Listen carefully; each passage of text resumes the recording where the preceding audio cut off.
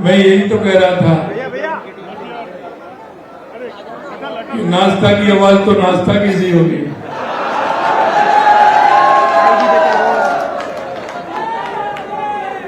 मैंने यही पूछा था,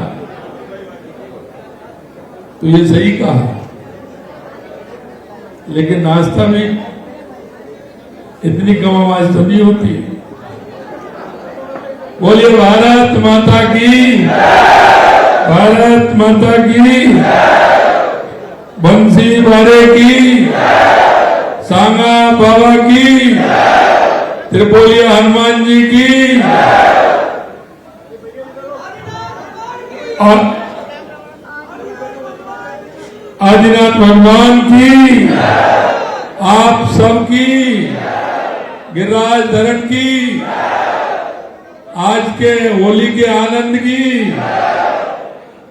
आज सांगानेर विधानसभा के इस होली मिलन समारोह में हमारे बीच में हमारी पार्टी के वरिष्ठ नेता, राज्यसभा के सांसद सम्माननीय घनश्याम तिवारी जी, हमारी जयपुर की लोकप्रिय सांसद मंजू शर्मा जी, हमारी नगर निगम की महापौर सौम्या गुर्जर जी, हमारे उप महापौर पुनीत कर्णावत जी और पार्टी के हमारे नवनिर्वाचित युवा जिला अध्यक्ष भाई अमित गोयल जी, सभी हमारे सांगानेर विधानसभा के वरिष्ठ कनिष्ठ कार्यकर्ता भाई और बहनों, सबसे पहले तो मैं आप सभी को बहुत बहुत होली की शुभकामनाएं देता हूं कि आपके लिए आज का यह दिन, होली का पर्व, हम सबके लिए बहुत ही शुभ हो, क्योंकि यह त्योहार ऐसा है, वो कहते हैं ना काका की भड़ूड़ी में क्या चले, होली है। अभी हमारी बहन जी कह रही थी बुरा ना मानो होली है, इसका मतलब यही है कि मन में कोई भी गिला शिकवा हो, होली के दिन पूरी तरह से छोड़ देना चाहिए। इसलिए मैं आप सभी को होली के पावन पर्व की हार्दिक शुभकामनाएं भी देता हूं और कामना करता हूं कि यह रंगों का त्योहार है। और आप देख रहे हैं ब्रज में तो होता ही है, लेकिन पूरे राजस्थान के अंदर 15 दिन पहले से फाग उत्सव चल रहे हैं।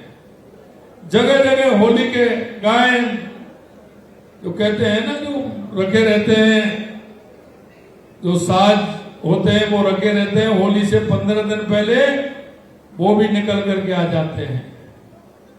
और हमारे यहां तो एक कहावत और है, और वो कहावत ये है, जब नंदगांव और बरसाने की जब होली होती है तो कोई भी बीमार आदमी की तो बात ही छोड़िए, अगर बीमार कोई बैल भी होता है, नंदी भी होता है, अगर उसके कान में ये कह देते हैं ना कि बरसाने को होली में चल रहे हो गया, तो वो भी उठ के खड़ा हो जाता है और बरसाने की तरफ दौड़ पड़ता है। इसलिए कोई भी व्यक्ति हो होली के, मेरे से कह रहे थे आप होली, अरे मिल गए, अभी तो धीरे धीरे तो वो उनको होली का आनंद आने लगा है, आप मेरे को बीच में खड़ा कर रहे हो। होली का आनंद ही अलग है, ये हमारी संस्कृति है। और ये हमारी संस्कृति ऐसी है कि आप देखते हैं कोई भी गले शिकवे किसी तरह के हों, होली के रंग में सब एक दूसरे के हो जाते हैं। सारे गिले शिकवे भुला करके हम होली के रंग में रंग जाते हैं। ऐसी होली के रंग में रंगने के लिए ऊर्जा और उत्साह का जो संचार होता है, उसके लिए भी मैं आपको बहुत ढेर सारी शुभकामनाएं देता हूं। साथ ही मैं आपको, क्योंकि 15 दिन बाद नया विक्रम संवत भी आने वाला है, नई साल भी आने वाली है, मैं आपको उसके लिए भी बहुत बहुत शुभकामनाएं देता हूं कि नव वर्ष आपके जीवन में सुख और समृद्धि और खुशहाली लेकर के आए। आप इस पावन त्योहार पर खुशियों बांटने के लिए यहां आए हैं, क्योंकि कई दिनों से ये चल रहा था कि कार्यक्रम कब करना है, क्योंकि लगातार विधानसभा कर्मिला विधानसभा में रिप्लाई था। तो मैंने मंगलवार को हमारे विधायक दल की बैठक की। मैंने सभी विधायकों को कहा कि आप अपने अपने क्षेत्र में जाइए और कार्यकर्ताओं के साथ हर मंडल में जाइए, विधानसभा का कार्यक्रम करिए और उन कार्यकर्ताओं के साथ होली मनाइए और होली के रंग में उनके साथ आनंद लीजिए और उनके साथ जाइए, उनके लिए सिक्योर भी पूछिए। मैंने उसी दिन कहा था कि मेरा भी कार्यक्रम है और वो होली के दिन ही है, और उसी दिन मैंने बात करके कहा कि हमारा सांगानेर का कार्यक्रम भी होना चाहिए। तो आज मैं गिरिराज जी जाता, वहां से मेरा बरसाना जाने का था, लेकिन मैं गिरिराज जी होकर के आपके बीच में आया हूं। तो गिरिराज जी ने भी आपको शुभकामनाएं भेजी है, और गिरिराज जी की शुभकामनाएं भी आप स्वीकार करिए,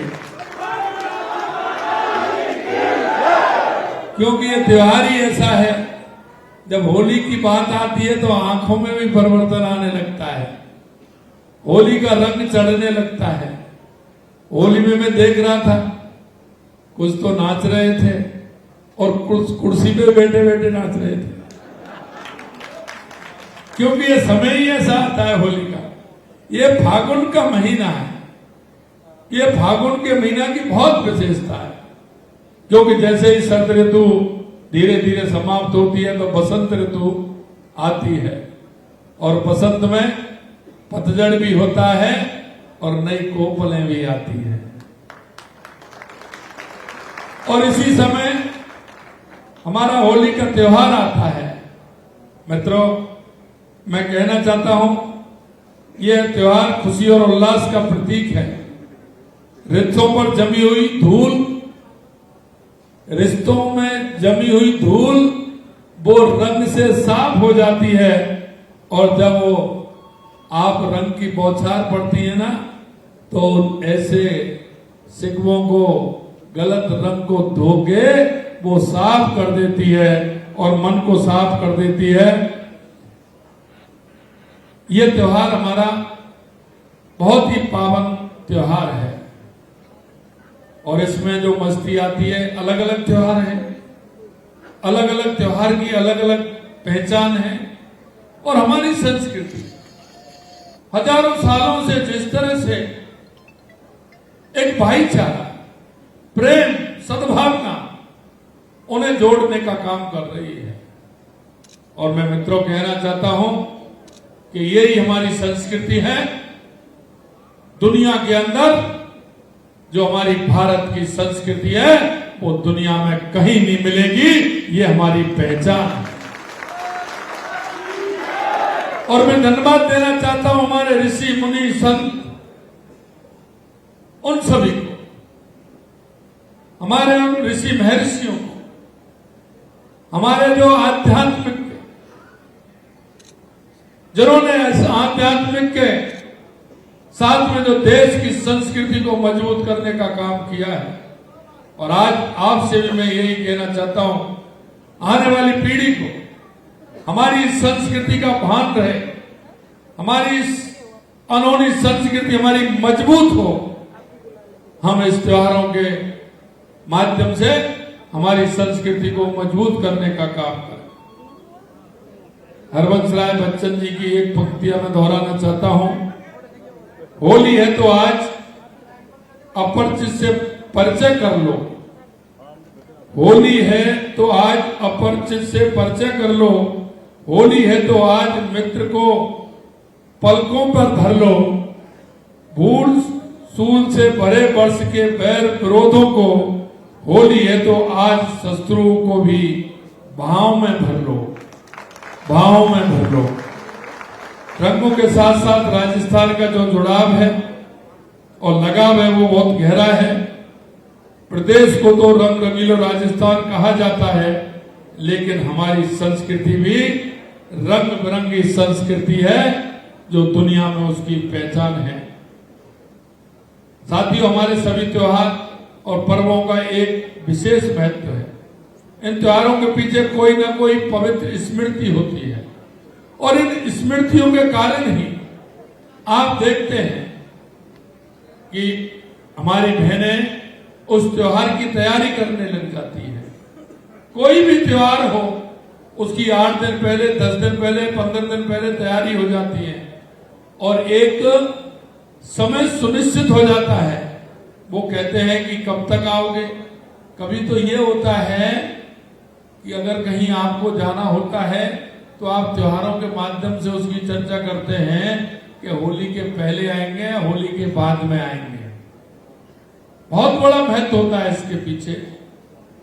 होली के पीछे एक सुंदर घटना है जो कहानी कहती है हिरण्यकश्यप के अहंकार की, होलिका की चालाकी की, भक्त प्रहलाद के निर्मलता एवं निर्दोष की बुराई पर अच्छाई की जीत करती है।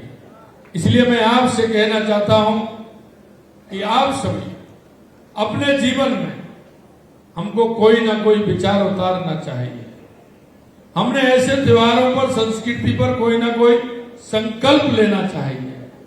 और मित्रों, वो संकल्प कल हमने हमारी विधानसभा के अंदर लिया है, क्योंकि आप देख रहे हैं 70 साल की आजादी के बाद हमने ये तो सुना कि गरीबी हटाओ के नारे लगे, लेकिन हमने देश के यशस्वी प्रधानमंत्री नरेंद्र मोदी जी के नेतृत्व में 2014 के बाद देश के अंदर जो परिवर्तन हमने देखा है, निश्चित रूप से जनमानस ने उसको महसूस किया है कि 2014 के बाद चाहे हमारे गरीब कल्याण की योजनाएं हो, हमारे विकास की योजनाएं हो, हमारी सीमाओं की सुरक्षा हो या दुनिया में बढ़ता हुआ भारत का गौरव हो, ये आपको दिख रहा है। इसके अलावा हमारी देश के यशस्वी प्रधानमंत्री नरेंद्र मोदी जी एक बात और कहते हैं कि विकास भी और विरासत भी। इसलिए मैं कहना चाहता हूं, ये त्योहार हमारी विरासत है। इन विरासतों को संभालते हुए, अपनी संस्कृति को संभालते हुए हमें आगे बढ़ना है। कल हमने हमारी विधानसभा के अंदर एक निर्णय लिया है कि हम राजस्थान के 5000 गांव गरीब मुक्त गांव बनाएंगे। गरीब मुक्त गांव बनाएंगे, बीपीएल मुक्त गांव बनाएंगे। हमने यही नहीं कि हमने सिर्फ घोषणा की है, हमने देश के यशस्वी प्रधानमंत्री नरेंद्र मोदी जी के नेतृत्व में यह संकल्प लिया है कि ऐसे गांव को जहां गरीबी, बीपीएल के जो लोग हैं उनको गरीबी, बीपीएल की रेखा से ऊपर करते हुए हम उन गांवों को बीपीएल मुक्त करेंगे। उसके लिए हमने 300 करोड़ रुपए का प्रावधान भी किया है। मैं ये बात आपसे इसलिए कहना चाहता हूं, कहने को तो बहुत कुछ है, लेकिन मैं आपसे इसलिए कहना चाहता हूं मेरे भाइयों कि हम एक ऐसी पार्टी के कार्यकर्ता हैं, क्योंकि हमेशा हम कहते हैं भारतीय जनता पार्टी के काम यानी कि राष्ट्र का काम, क्योंकि भारतीय जनता पार्टी कार्यकर्ता के अंदर वो संस्कार हैं, वो विचार हैं, वो ही विचार हैं जो राष्ट्र को मजबूत करने के विचार हैं। इसलिए भारतीय जनता पार्टी में काम करना यानी राष्ट्र के लिए काम करना, ये सुनिश्चित करता है। और इसलिए मैं आपसे कहना चाहता हूं कि आने वाले समय में हमारे मोहल्ले में, हमारे पड़ोस में कहीं भी कोई ऐसा व्यक्ति है जिसको हमारी केंद्र की या राज्य की सरकार की योजनाओं का लाभ मिल सके, वो बीपीएल से ऊपर आ सके, वो अपने आप में आत्मनिर्भर बन सके। हमारा भाई हो, हमारी बहन हो, हमारा गरीब हो, हमारा मजदूर हो, हमारा किसान हो, ऐसे लोगों को हमें आगे बढ़ाने का काम करना है।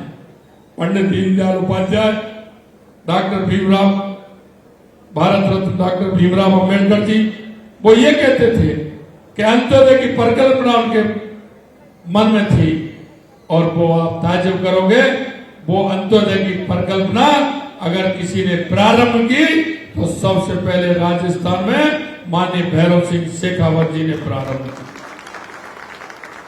और आज गरीबी मुक्त गांव की घोषणा भी हमने की है।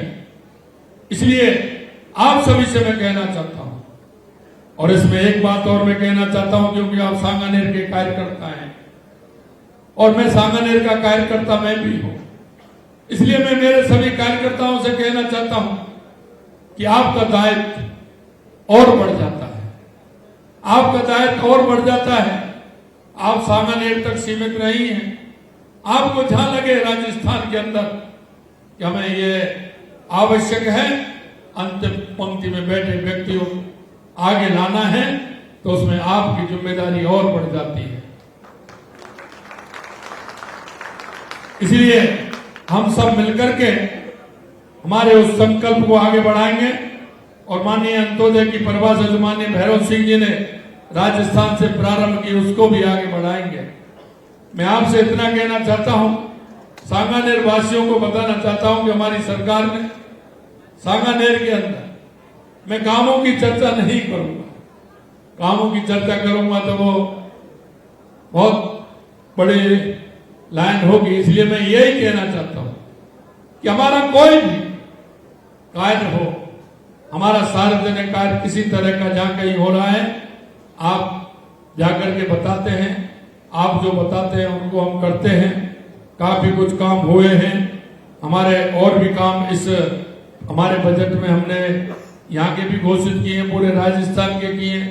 मैं आपके माध्यम से कहना चाहता हूँ, राजस्थान के अंदर 200 विधानसभा में से एक भी विधानसभा ऐसी नहीं होगी जहां हमने काम नहीं किया होगा, क्योंकि हम पार्टी देख करके काम नहीं देते।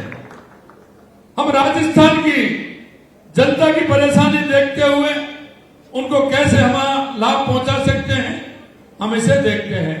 और इसलिए हमने जो मांग हमारे 200 विधानसभा से आई, आप देख सकते हैं, हमने हमारे बजट में 200 विधानसभाओं में पूरा जहां आवश्यकता थी वो सारे के सारे काम देने का हमारी सरकार ने किया है। मैं आपको इतना ही विश्वास दिला सकता हूं कि हम सब मिलकर के एक राजस्थान को, जो हमने चुनाव से पहले संकल्प पत्र में जो बातें कही थी, हम निश्चित रूप से उनको पूरा करेंगे। कल भी हमने विधानसभा के अंदर कहा था, क्योंकि 70 साल से जिस पार्टी का राज था, उनके प्रतिनिधियों ने जनता के अंदर जो राजनीतिक प्रतिनिधि हैं, उन्होंने अविश्वास पैदा कर लिया है। और इसलिए जनता को लगता है कि जो जनप्रतिनिधि आता है वो ऐसा ही है। ये अवधारणा हमको और आपको मिलकर के बदलनी होगी। हमारा कोई भी जनप्रतिनिधि अगर कहेगा कि यह सार्वजनिक काम है और ये होना चाहिए, निश्चित रूप से उस काम को हमारी सरकार करेगी, ये हम आपको विश्वास दिलाते हैं। मित्रों, अंत में मैं यही कहना चाहता हूं, मेरे पास इन्होंने दे रखा है कि कितना काम सांगानेर में दिया है।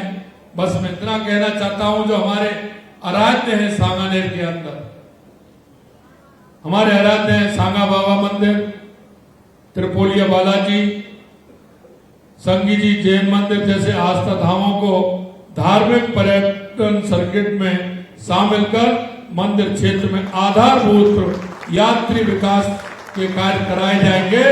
और उनकी जो हमारी धरोहर है सांगानेर के अंदर, हमारे जो गेट है उनका काम भी कराया जाएगा। ऐसे काम तो बहुत है, रेसिडेंसी चौराहे पे एलिवेटेड रोड का निर्माण होगा।